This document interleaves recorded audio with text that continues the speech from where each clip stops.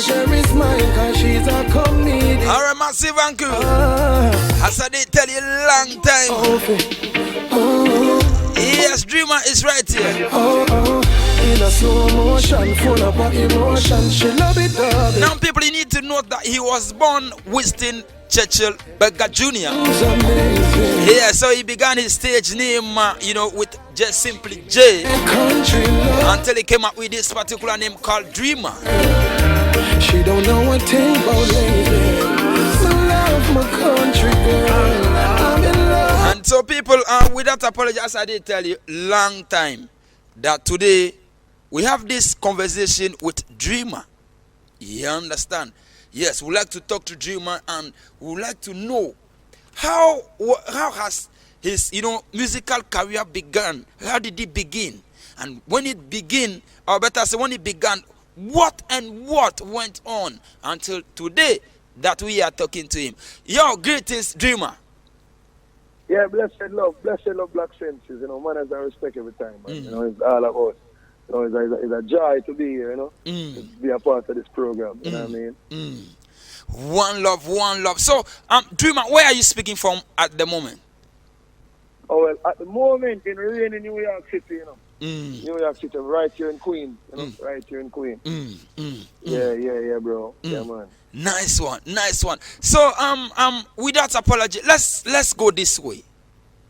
When exactly did you begin music? Well, music has always been my calling, from ever since, from a little boy, like at middle school. Middle school I was in choir at the primary level, and then elevated to the high school level in popular song competitions and so forth. That's basically where the journey began, Massive. Then I started doing recordings for like major label for Madhouse Records while I was in high school. But I used to do something like a lot of catchy punchline. A lot of people never know that I was the artist behind like a lot of hit songs. Okay. Yeah, so that's where my journey started. That is a very long time, Yeah, very long time, right? So how has it been ever since till now? How has it been? I mean, it has been a roller coaster ride. It's up and down. I mean, challenges in the music. It's not an easy industry. It's a good industry that I would encourage people to be a part of, to follow your passion and so forth. But it has been topsy-turvy. But but for me, what keeps the dream alive is like I can't let down that little boy that was born in Walton Park. That I always have the dream of making it big in the music. So that's where my motivation comes from and my consistency. Yeah, so that's where basically it comes from. That's my drive. Massive. So what has always been your inspiration? I mean, my inspiration, I would say like my parents, like my mom, she's very encouraging and it's not only encouraging me in music, once you believe in something, like with all her kids, she always give us that strong will to drive us, to keep us grounded and always let us know that work hard, keep focus, and the sky's the limit. So I would say she's number one, like as a motivating factor. Musical influences for me, it's not necessarily, I rate a lot of artists because I'm like the artist that's a fan. But my musical influences strongly comes from like producers like Bobby Digital and like King Jammys and Sly and Robbie and Dave Kelly, the greatness of them to just put compilations together. That's why me and Reggae Vibes Radio have a great relationship. I really respect him as a person and him as a creator and his productive perspective. So that's where my motivation would come from musically. Massive. So and I would like to ask again, how did you discover yourself that you could sing, or when exactly did you discover yourself that before joining the choir, or it was after joining the choir that you realized that I can sing, and you call yourself the melody god? So how melody god, how did you discover all that? All right, so basically I remember back in middle school, then we were a great fan of Michael Jackson and like Brian McKnights of the world and Stevie Wonders of the world, and I always like try to do like the bathroom singing, and you know, like my sisters, they used to like just joke around and like mock me. But like my older sister used to have friends over, and while me in the bathroom taking a shower and just singing, I could hear them talking in the background saying like I really like sound good. And then I did this talent search competition like this Christmas, and my aunt was present, and she's like, you know, you really have a good voice. You should like, you know, push it. And that's where the love for music came in. The Melody God segment now is like, I used to be around like artists, and like back home we have the studio like in Corville Gardens in Kingston. Big up Kingston 20. I used to always help like a lot of artists find like melodies and so forth. And then this one time this engineer guy was like, if you from that time you're the Melody God, and this was like 2008. You know, I was pretty young at the time, and then the Melody God term, it stuck with me. And I just run with that. So that's where that came about. Nice one. So are you being, you know, appreciated in Jamaica like the way you have been accepted in New York? Boy, that's a tricky one. I mean, appreciation for me, it more comes off being appreciated by industry people that appreciate like real authentic music, organic form music. There's great appreciation for me like there. People who tend to gravitate to more the flashy kind of hype kind of hardcore music, expression little compromise music, they would radically embrace me, but a sense of ratings is there. You know what I mean? A sense of ratings is there. But I mean, I guess the more I'm exposed to like the masses eventually, I mean, I guess in time the world, once they discover me, then the appreciation will gradually seep in. So hopefully, but I mean, I just keep the work going, because for me, I just love doing what I do. It's not even for any kind of hype or any kind of nothing. I just like enjoy doing music. So and like I'm the kind of person that I don't want to even be the most radiant person in the room. You know what I mean? But I am just good at what I do because I appreciate what I do, and I'm real to what I do. You know what I mean? So that's weird. That's as far as it goes for me. Massive. You've got a very rich, you know, musical history involving you know, Billy Man. How is that like? I mean, from an artist perspective, it's like I learn a lot, and it's not even like information directed to me or guidance. I just kind of use people's predicament to kind of like set my destiny. So being around being a man in Baby Sham Foxy, when I see their professionality as it relates to the music, and I get like I take pointers from that and like work within that realm to kind of mimic certain things as though they are professional and very meticulous as it relates to like music. For being a man, for instance, is an artist. He's hardly pleased. When he records, he'll take like hours to record, and that's because like when you want a hit sound and that song to connect the right way, that's the work you got to put in. So that's what I take from the rich history of being around like these kind of people, professional people. Massive. So and again, so working with, you know, top-notch producers, like talking about, you know, Donovan Germain of Pent Records and, you know, CD Master, among other people, aside Reggae Vibes music. How was the feeling like? I mean, like CD Master, I know CD Master from day one. You know what I mean? We kind of grew up together. You know, grew up together in Corville Gardens. Yes, so I mean, when he made the transition from selector to producing, I was already on board, like working with him. Okay. Genius guy in what he does, a vibes kind of person, and somebody really loves music, really in tune to the music.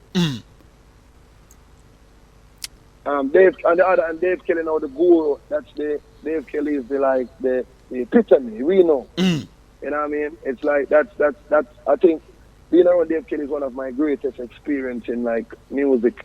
He never like sees with information, never sees with guidance and advice. You know what I mean? And now I can, it's like, I appreciate it now then, but it's like now, it's like, it's an honor when I was around these kids. You know, what I've learned and the experience and so forth.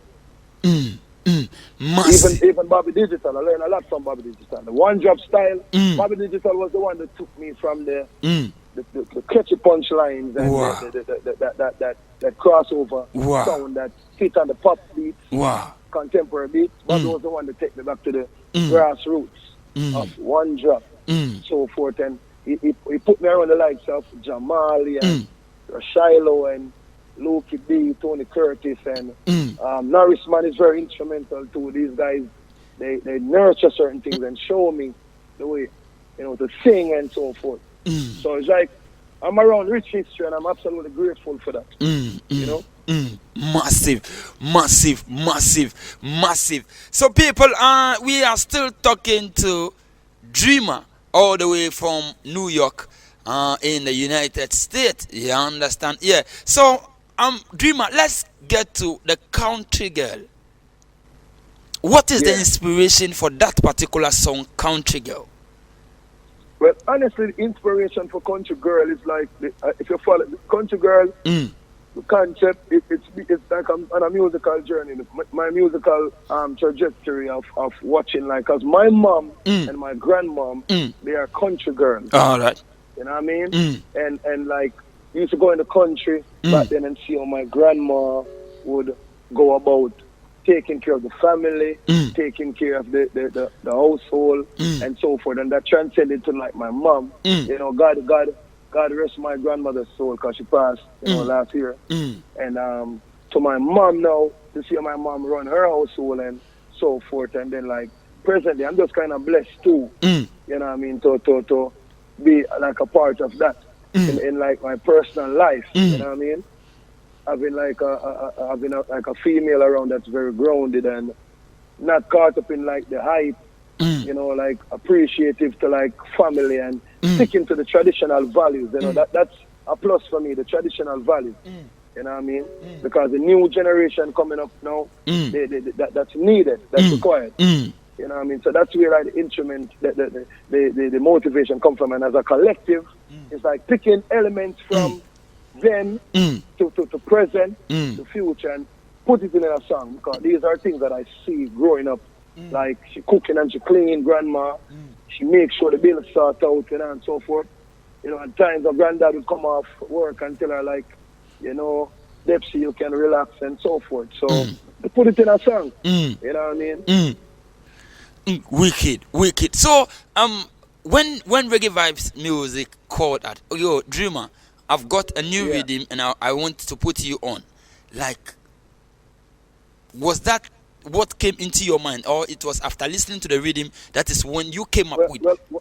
Well, what came into my mind was like we kind of, cause I mean, we all know Reggae Vibes is my general. So before even the rhythm is recording, even the first song, he sent me like a sound scan of the rhythm and like we kind of brainstorm it and I say, this is about its frequency, it can work. And then the concept was like, all right, we're trying to get Jacure in the rhythm. So I basically wrote Country Girl for Jacure. You know what I mean?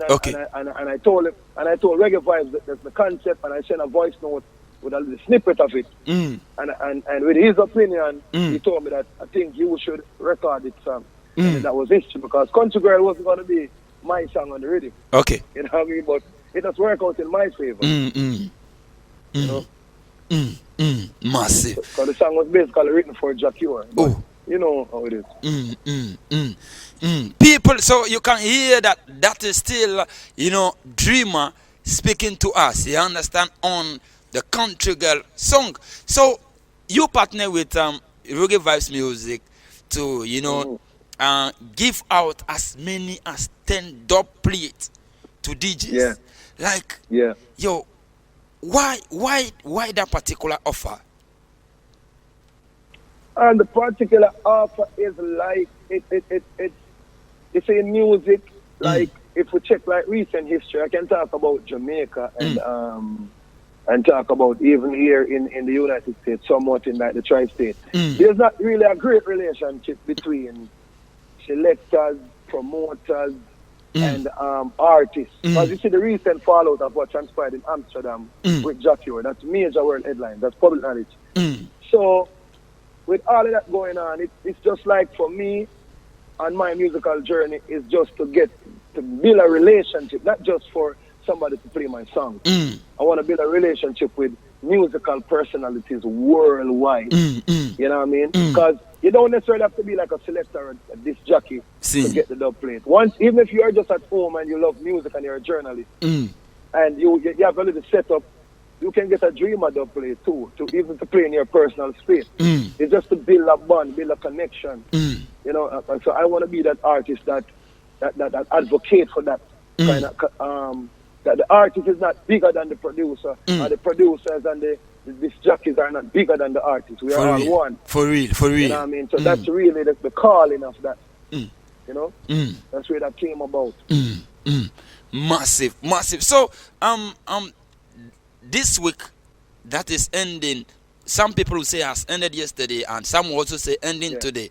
You dedicated it to, you know, this dub plating and the country girl. How did it go? Can you give us a brief summary of how it went, and, you know, if possible, how many DJs were able to win the dub plate, or how did it go in general? Yeah.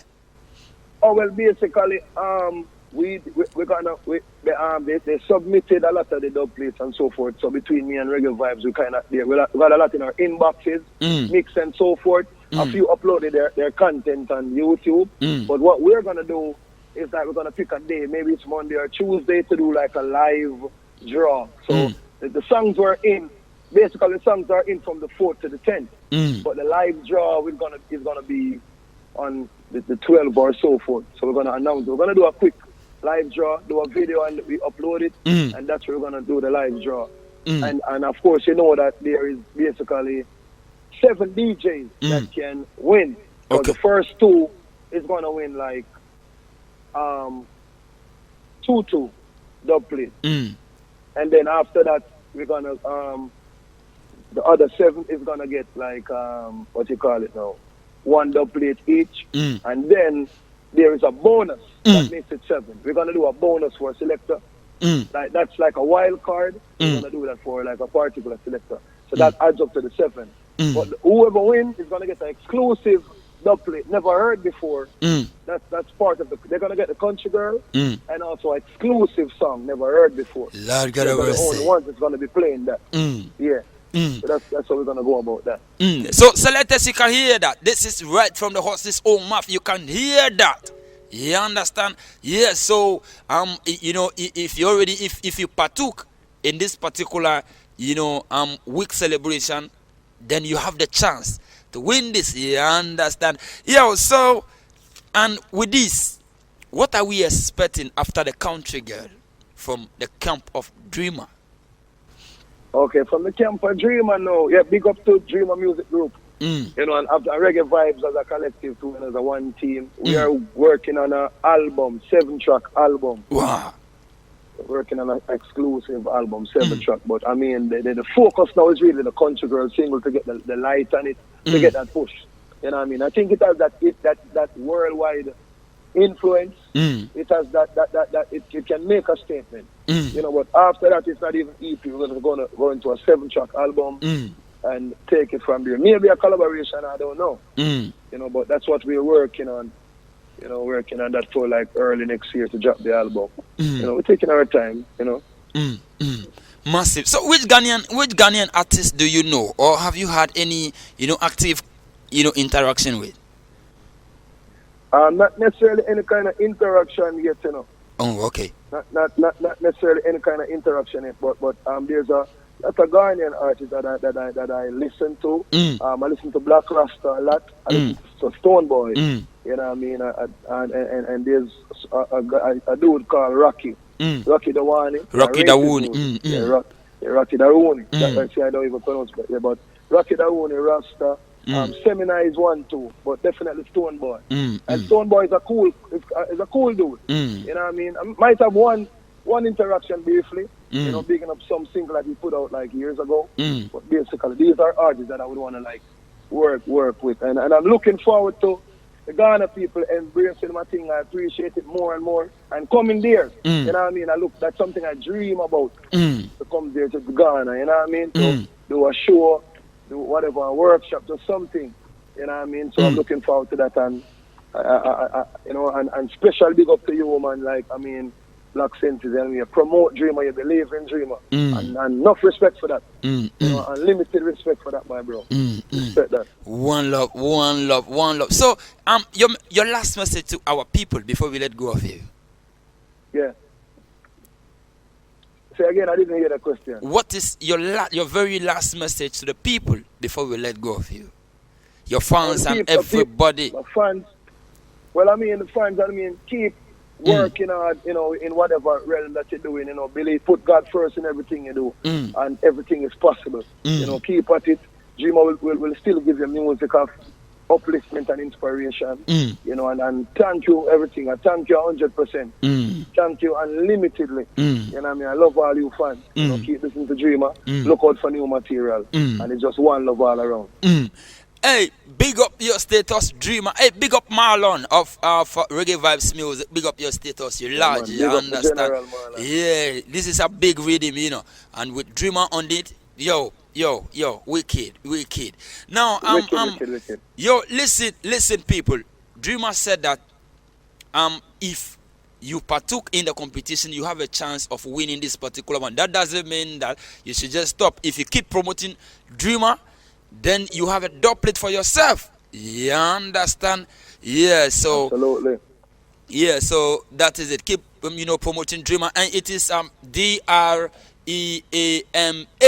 everywhere. You understand? Absolutely. Yes. Everywhere. Yes, everywhere. So just keep loving Dreama, and the thing go on. So Dreama, we thank you very much for passing through.